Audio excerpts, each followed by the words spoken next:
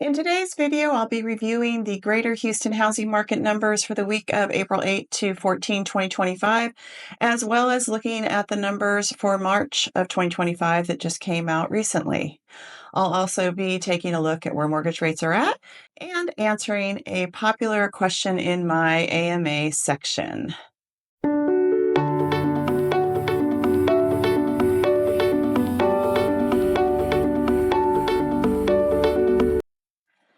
Hi, my name is Sharon Tzib with RE/MAX Universal, and I'm a licensed real estate agent and broker in the Greater Houston area. And it's my goal in this channel to bring you the weekly numbers for our area, as well as to look into what mortgage rates are doing and answer popular questions in my AMA section. If you find any value in this content, I certainly would appreciate it if you could subscribe to my channel and like the video. And if you know someone who might get value out of it as well, share the video. So let's get started. For the week of the 8th through the 14th of April 2025, we saw all of the important buyer metrics go down. I am trying not to read a lot into this. I do believe this is directly related to a lot of the uncertainty in the economy, the nationwide economy specifically, as Houston's economy still remains quite strong and resilient.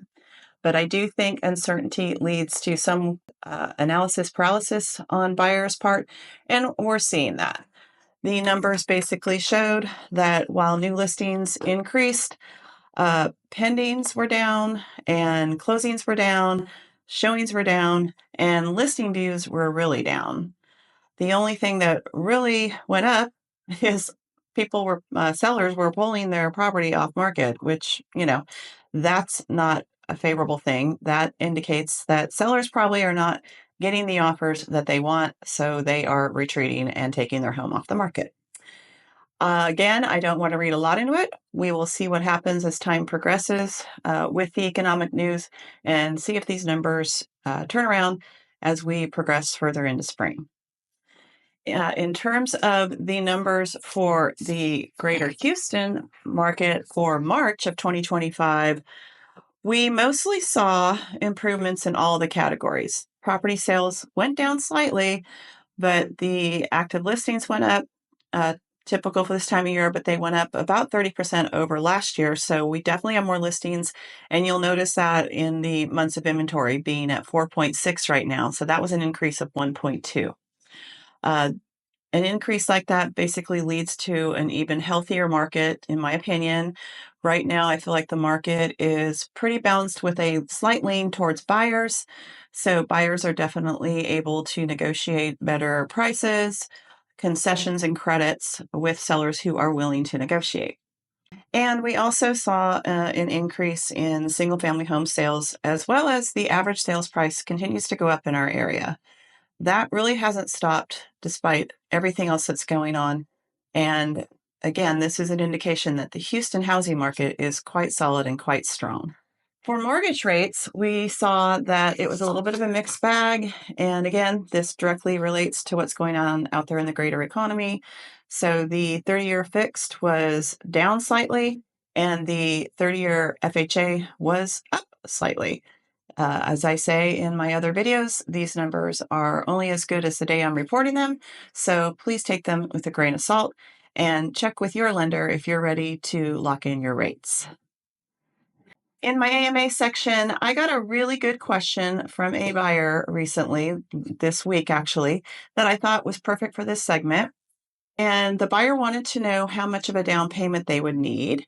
And it occurred to me that even though real estate professionals, we think everyone knows the answer to this question, many don't. And so the answer is that there is no set down payment rate. Basically, there are different types of loan programs, and depending on your financial situation, which a lender can take a look at your credit and your assets, income, and so on after you submit a loan application to them, they can tell you what the best program is for you. Some of the different options out there are ranging from your government-insured loans like VA and FHA. If you're active military or have been military in the past, you probably qualify for a VA 0% down loan. So those are real nice. And if you can afford the house payment without putting any money down, it's a great way to get into a home. Also, VA loans do not require private mortgage insurance, so that's another plus. FHA loans are also government insured, but they actually are 3.5% down, and they do require private mortgage insurance, but still a low down. And FHA loans are for owner occupants, so no investors. On the other side, you have the government sponsored entities like Freddie Mac and Fannie Mae, and they offer conventional mortgages that they then turn around and sell as mortgage backed securities to investors. And those can range anywhere from 3%, 5%, 10% to 20% down. Again, depends on your situation.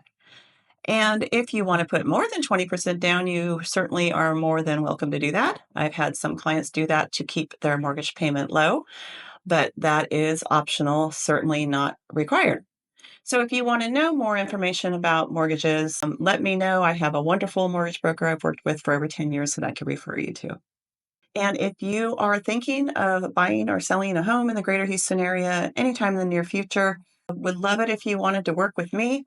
Please reach out. Here's my contact information, or you can find it in the description. And thank you very much for watching.